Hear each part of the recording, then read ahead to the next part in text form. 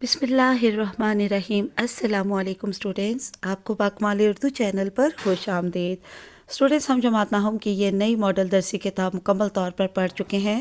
تمام اسباق، نظمیں، غزلیں اور ان کی تمام تشریحات، مشقیں سب ہم نے مکمل طور پہ پڑھ لیا ہے، اور اب ہم نے جماعت ناہم کے اردو کے پیپر کی مکمل تیاری کے لیے نیو پیٹرن کے مطابق، یعنی کہ جو فیڈرل بورڈ کا لیٹسٹ ماڈل پیپر آیا ہے اس کے نئے پیٹرن کے مطابق ٹیسٹ سیریز شروع کی ہے، جس کے پہلے ٹیسٹ کے تینوں حصے یعنی حصہ اول، حصہ دوم اور حصہ سوم مکمل طور پر پڑھ چکے ہیں، اور اب ہم نے ٹیسٹ نمبر 2 شروع کیا ہوا ہے، اور ٹیسٹ نمبر 2 کا بھی حصہ اول اور حصہ دوم ہم نے کر لیا، اور آج ہم اس کا حصہ سوم کریں گے۔ تو یہ ہمارے پاس ہمارے ٹیسٹ نمبر 2 کا پارٹ 3 یعنی حصہ سوم موجود ہے، اور یہ کل 26 نمبر کا ہوتا ہے، اور یہ سوال نمبر 3 سے شروع ہوتا ہے۔ ٹھیک ہے، یہ بالکل فیڈرل بورڈ کے پیپر پیٹرن پر بنے ہوئے ٹیسٹ ہیں، تو آپ نے یہ گھر پہ خود ضرور سالو کرنے ہیں اچھی طرح سے۔ تو یہاں پہ ہمارے پاس سوال نمبر 3 ہے، درج ذیل میں سے کسی ایک پیراگراف کی تشریح کریں۔ یہاں پر آپ کو 2 پیراگراف دیے ہوئے ہوں گے، یعنی 2 عبارتیں ہوں گی آپ کے پاس، ان میں سے دونوں آپ پڑھیے گا، پہلے اچھی طرح سے سمجھیے گا اور پھر اندازہ لگا لیجیے گا کہ کس کی آپ تھوڑی زیادہ اچھی طرح سے اور تفصیلی تشریح جو ہے وہ کر سکتے ہیں، پھر آپ نے اس عبارت کی تشریح کرنی ہے۔ ٹھیک ہے، تو یہ دیکھیے، یہ کتبہ میں سے لی گئی ہے۔ ٹھیک ہے، اور یہ جو دوسری عبارت ہے، اب یہاں پہ درمیان میں یا ہے، یعنی کہ یا یہ کرے یا یہ، تو یہ پہلا جو پیراگراف ہے یعنی عبارت، یہ سبق نمبر 2 کتبہ سے لی گئی ہے، اور دوسری جو ہے یہ سبق نمبر 3 بھیڑیا سے لیا گیا ہے۔ ٹھیک ہے، تو اس میں سے جو آسان لگے گی تو آپ نے اس کی تشریح کرنی ہے بہت اچھی طرح سے اور تفصیلی تشریح کرنی ہے۔ جو آپ کو جوابی کاپی ملی بھی ہوگی یعنی کہ ای شیٹ، اس میں آپ کو اس تشریح کے لیے 2 صفحات ملے ہوئے ہوں گے، تو آپ نے کوشش کرنی ہے کہ پورے 2 صفحات کی تشریح کریں، اور اگر اتنی زیادہ تفصیلی نہ کر سکیں تو تب بھی آپ نے کوشش کرنی ہے کم سے کم بھی آپ 1.5 صفحے کی تشریح لازمی کیجیے گا۔ آگے دیکھتے ہیں سوال نمبر 4، درج ذیل میں سے کسی ایک نظم یا جز کی آسان لفظوں میں تشریح کریں۔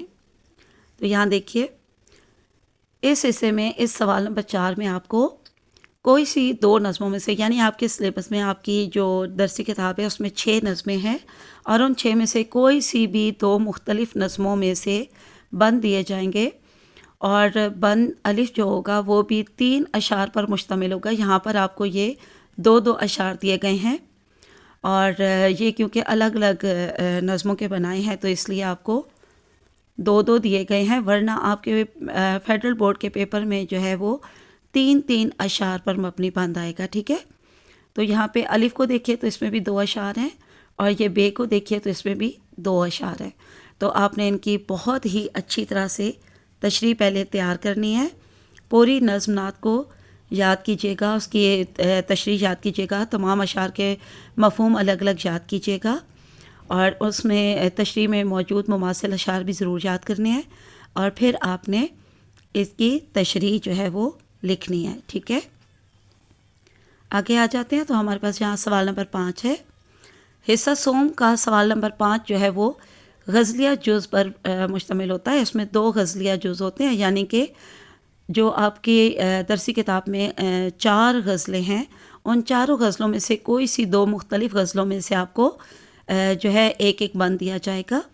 جیسے یہ الف میں دیکھیے تو یہ بھی 2 اشعار پر مبنی جو ہے وہ ایک بند ہے، اور بے میں دیکھیے تو اس میں بھی 2 اشعار ہیں یعنی کہ بند ہے۔ ٹھیک ہے، غزل میں آپ کو 2 اشعار دیے جائیں گے، جبکہ اوپر آپ کو نظم کے 3 دیے جائیں گے فیڈرل بورڈ کے پیپر میں۔ ٹھیک ہے، یہ بات یاد رکھیے گا، اور اس کے مطابق پھر آپ نے اسی طرح تیاری کرنی ہے، اور یہاں بھی آپ نے تشریح کرتے ہوئے ہر شعر کا جو ہے وہ مفہوم پہلے ضرور یاد بھی کرنا ہے اور لکھنا بھی ہے، اور اس کے بعد پھر آپ نے آگے کیا کرنا ہے کہ تشریح کرنی ہے تفصیلی، اور اس کے لیے بھی آپ کے پاس ای شیٹ میں 2 صفحات ہوں گے۔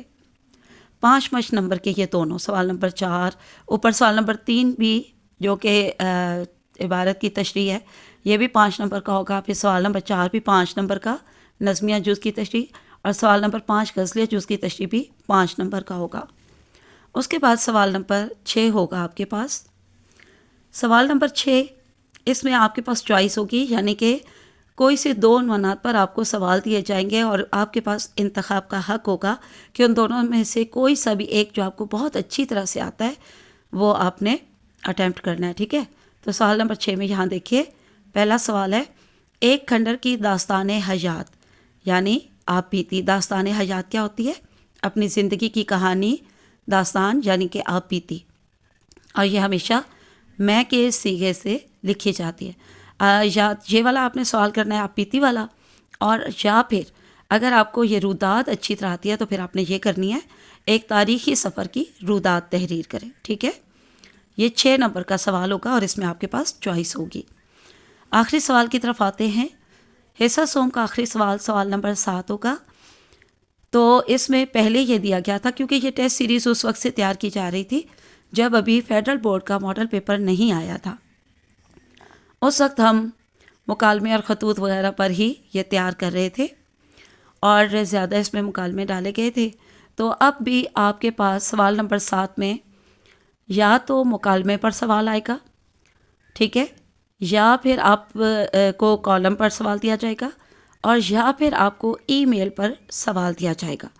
آپ کو کے پاس صرف ایک ہی جو ہے موضوع پر سوال ہوگا، وہ ہی آپ نے کرنا ہوگا۔ اس سوال میں، سوال نمبر 7 میں آپ کے پاس کوئی چوائس نہیں ہوگی، کوئی آپ کے پاس انتخاب کا حق نہیں ہوگا، ٹھیک ہے۔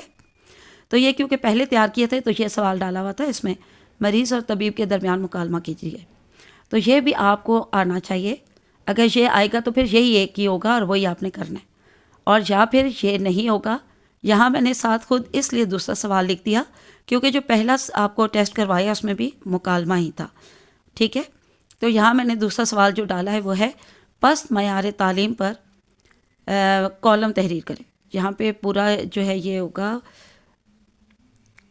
پاکستان میں پست معیار تعلیم پر کالم تحریر کریں۔ تو اب اس ٹیسٹ کے لیے آپ جو ہے یہ والا سوال اٹیمپٹ کیجیے گا، ٹھیک ہے، اور یہ 5 نمبر کا ہوگا۔ تو چلیے آج کے لیے اتنا کافی ہے۔ اللہ حافظ، فی امان اللہ۔